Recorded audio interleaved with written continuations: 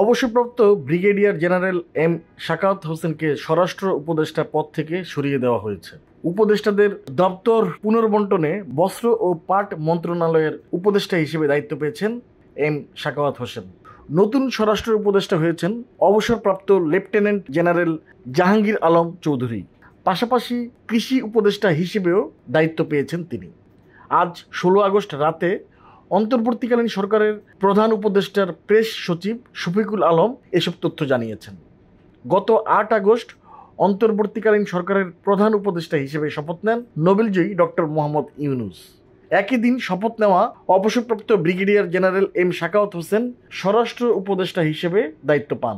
গত 5 আগস্ট গণবিক্ষোভের মুখে শেখ হাসিনা সরকারের পতন হয়। এরপর দ্বাদশ জাতীয় সংসদ বিলুপ্ত ঘোষণা করেন রাষ্ট্রপতি মোহাম্মদ শাহাবুদ্দিন।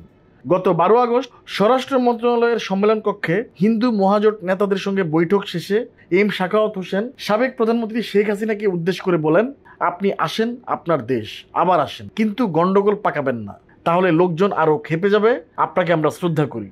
এম সাখাওয়াত হোসেনের এমন বক্তব্যে ক্ষোভ প্রকাশ করে বৈষম্য বিরোধী ছাত্র আন্দোলনের সমন্বয়করা।